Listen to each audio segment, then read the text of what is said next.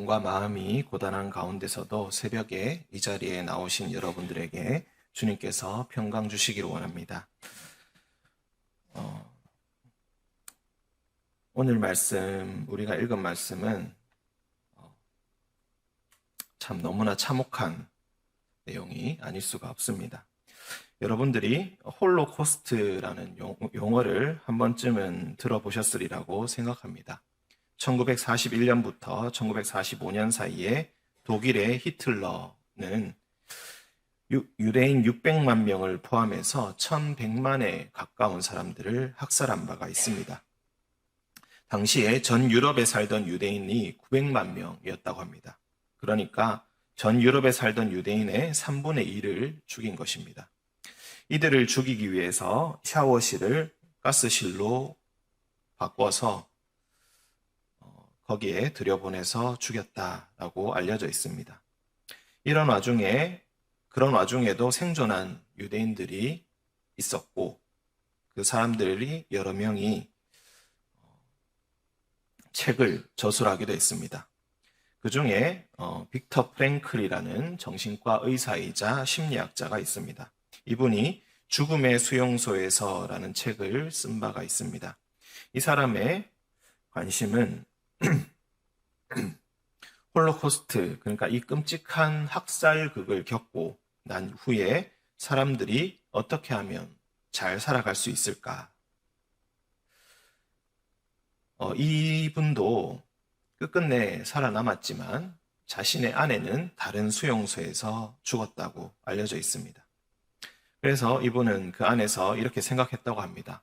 내가 혹시라도 살아서 돌아간다면 내 아내가 없고 내 가족이 모두 죽어버린 그 집에서 문을 열고 다시 들어갔을 때, 그리고 홀로 문을 닫았을 때 나는 자살하지 않고 계속 살아갈 수 있을까?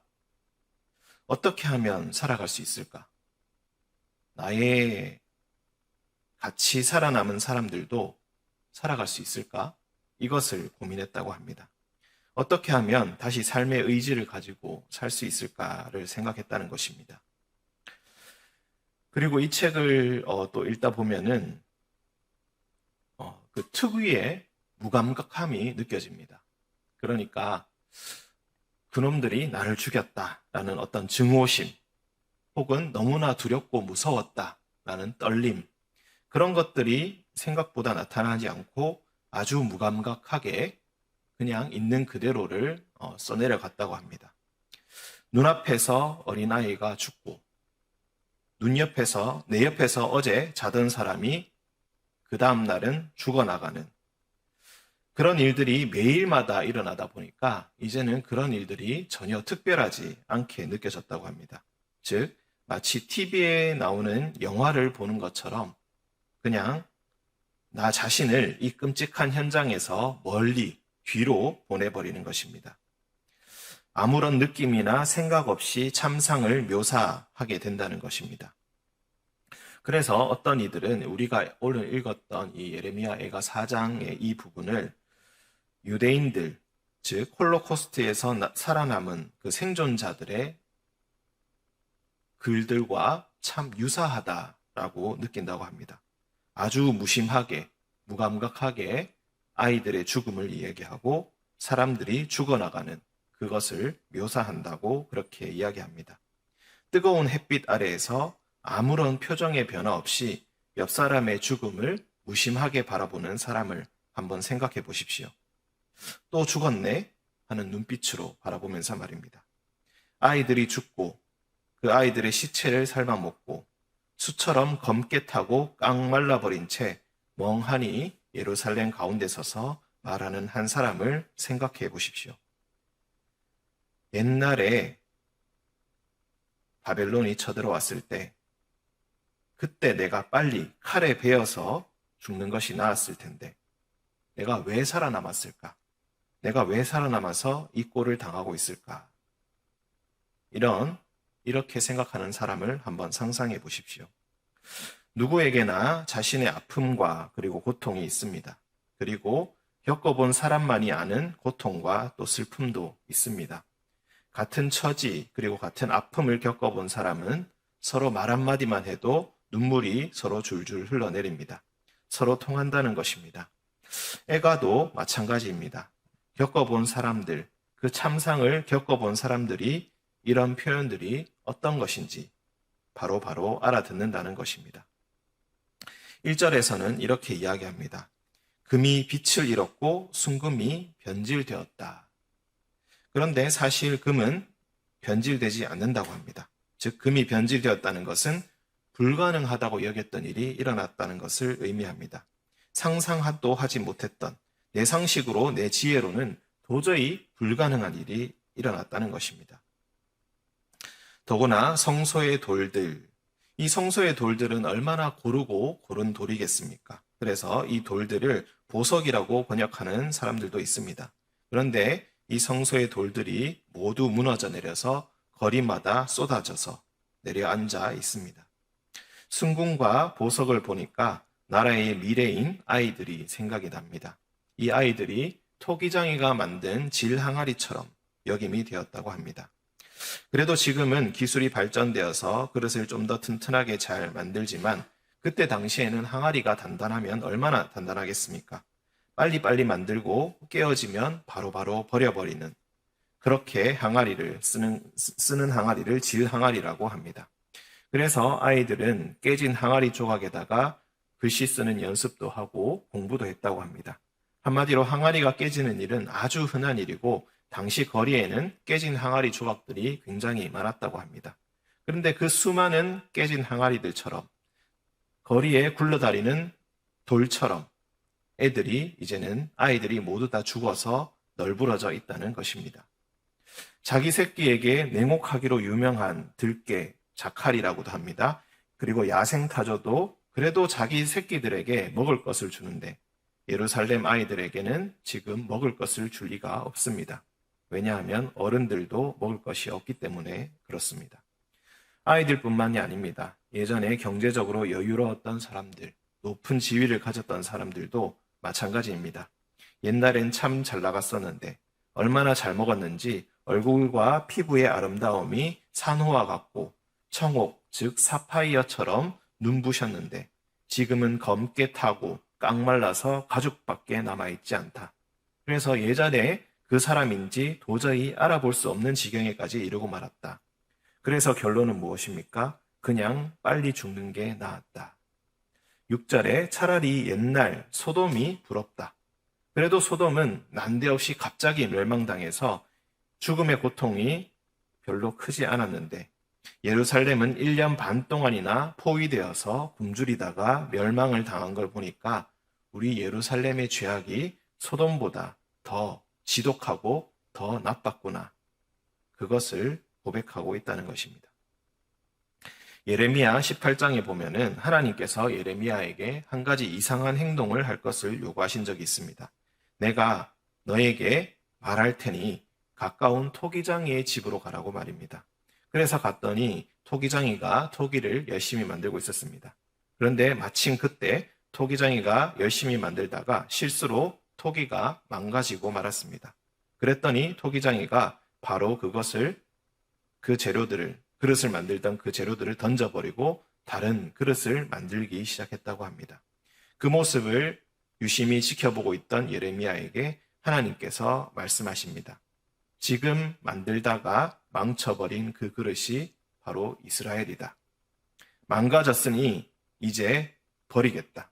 그리고 내가 다른 그릇을 만들겠다라고 말씀하신 것입니다. 우리가 토기 그릇이라는 이 고백은 하나님께서 우리를 창조하신 분이라는 그 신앙 고백을 담고 있는 것입니다. 전 세계적으로 반드시 그렇지는 않지만 오늘날 우리 세대는 굶주려서 죽는 이가 거의 없음에도 불구하고 정신적인 빈곤함과 황폐함으로 인하여서 자존감이 무너진 채 살아가는 이들이 참으로 많습니다. 우울증과 공황장애가 마치 감기처럼 널리 퍼져 있습니다.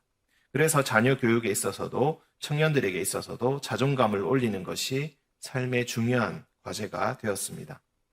믿는 사람들은 어떻게 생각할까요? 믿는 이들은 나의 가치가 하나님께 달려있다고 믿습니다.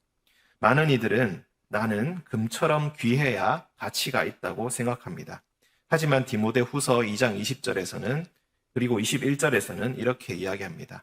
하나님의 집, 크고 넓으신 하나님의 집에는 금그릇도 은그릇도 있지만 나무 그릇도 질그릇도 필요하다. 귀하게 쓰이느냐 천하게 쓰이느냐가 중요한 것이 아니다. 그런 것을 생각하기보다는 자기를 항상 깨끗하게 닦아서 주인이 필요로 하실 때 날 쓰실 수 있도록 언제든지 준비해두는 것이 가장 중요하다. 주인께서 쓰시려고 할 때에 쓸 수 있는 그릇이야말로 주인을 위해서 늘 준비된 그릇이야말로 가장 귀한 그릇이다. 예루살렘 백성은 오랜 기간 동안 이를 몰랐기 때문에 이런 참사를 겪었습니다. 그리고 금수저를 그리고 은수저를 물고 태어난 귀한 사람들도 흉한 몰골로 죽어가는 것을 보고 나서야 그런 것 따위는 전혀 중요한 것이 아니란 것도 알게 되었습니다. 초점 없는 멍한 눈으로 서로를 바라보면서 이 고통을 알기 전에 죽었다면 얼마나 좋았을까를 생각할 뿐입니다. 여러분은 어떤 그릇입니까? 금그릇이 되는 것에 집착하고 있다면 그는 이미 하나님의 뜻을 알지도 못하고 순종하지도 못하는 자입니다. 어떤 그릇이 되든지 주님께서는 우리를 그릇으로 만드셨습니다. 오늘도 자신을 깨끗이 닦아 늘 준비하시는 여러분 되시기를 간절히 기원합니다. 함께 기도하겠습니다. 우리를 지으시고 우리에게 생명을 주신 주님, 주님의 집에 쓸만한 그릇으로 만들어주시니 감사합니다. 비록 번쩍거리는 금그릇은 아닌 것 같아 때로는 섭섭할 때도 있지만 찬장에 고이 모셔져 있기보다 자주 쓰시는 그릇으로 사용됨이 더 복된 것을 알고 더욱 감사합니다. 부족한 자를 선택하시고 약한 모습을 통해 당신의 능력을 나타내시니 감사합니다. 오늘도 내일도 주님 사용하시는 그릇 되게 하여 주시옵소서. 자신을 금이라 순금이라 칭하던 예루살렘 백성들, 나는 절대 썩지 않는다고 난 영원히 모든 이가 귀히 여기는 금일 것이라 자부했지만 결국 깨어져 쓰지도 못하는 질 항아리가 되었음을 오늘 말씀을 통해 묵상합니다. 주님, 당신은 가난하게도 하시고 부하게도 하시며 낮추기도 하시며 높이기도 하시는 분임을 고백합니다. 참으로 많은 왕과 권력자들이 있었지만 진정한 왕은 바로 당신이십니다. 당신이 애용하시는 그릇이 되어 당신께 가까이 있기를 원합니다. 당신과 가까이 있음이 진정한 복이요 기쁨입니다. 주여, 오늘도 우리를 주님의 도구로 축복의 통로로 사용하여 주시옵소서. 주님, 질병으로 고생하는 형제 자매들을 기억하여 주시옵소서. 이상한 느낌 때문에 큰 병이 아닐까 두려워하는 마음 위로하여 주시옵소서. 사라지지 않는 통증에 힘들어할 때 주님의 어루만지심을 느끼게 하여 주시옵소서. 질그릇같이 연약하오나 주님 의지할 때 강건할 줄 믿습니다. 약할 때 강함 되시는 주님을 신뢰합니다. 주여, 이 두려운 마음들 사라지게 하시고 이겨낼 새 힘을 허락하여 주시옵소서. 사랑하는 가족들 전심으로 돌보는 이들 있사오니 주여 기억하여 주시옵소서. 남모를 수고와 서러움, 그 아픔을 주님께서 알아주시고 성령의 물로 씻어내 주시옵소서. 주님, 청소년부 학생들을 기억하여 주시옵소서. 7월 말에 있을 여름 수련회에 많은 학생들이 참여하게 하여 주시고 주님과의 뜨거운 만남, 인격적인 만남을 체험하게 하여 주옵소서. 누군가의 권유와 강요가 아니라 이제는 스스로 선택하는 신앙인으로서 거듭나게 하시고 주님의 제자된 삶을 추구하는 학생들 되게 하여 주시옵소서. 학업에 부족함 없도록 지혜와 건강을 허락하여 주시고 주님 안에서 목표한 것들을 하나하나 이루어 나가게 하여 주시옵소서. 학생들을 섬기는 교사들 최혜영, 김태중, 최혜정, 김미화, 이소연 선생님을 기억하여 주셔서 가정과 사업 위에 복을 주시고 학생들과 교제할 때에 더욱 믿음이 성숙하며 자신의 사명을 더욱 또렷하게 자각하게 하여 주시옵소서. 주여, 주님의 뜻을 따라 고강동에 자리 잡게 하신 이 하람교회를 돌아보아 주옵소서. 복음의 생수가 솟아나 목마른 자들이 해갈함을 얻는 교회 되게 하여 주시옵소서. 주님의 그릇이 복음의 생수를 퍼나르는 도구 되어 주님을 아직 모르는 자들, 주님이 필요한 자들, 주님을 갈망하는 자들에게 진짜 복음의 생수를 공급하는 영적 오아시스가 되게 하여 주시옵소서.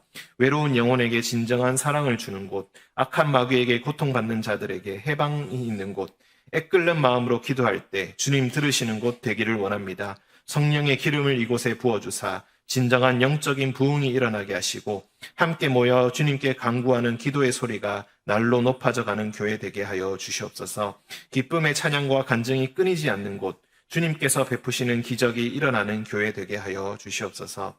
주님, 담임 목사님과 사모님 라오스에 가신 지 4일째 되는 날입니다. 오고 가는 모든 길 안전하게 지켜주시고 라오스에서 베푸신 주님의 은혜, 성령의 능력을 충만히 누리고 돌아오게 하여 주시옵소서. 주여, 오늘도 영광의 왕께 경배하며 그 크신 사랑 찬송하며 나아갑니다. 나 비록 약하나 담대하게 오늘 하루도 살아가게 하여 주시옵소서. 거룩하신 예수님의 이름으로 기도합니다. 아멘.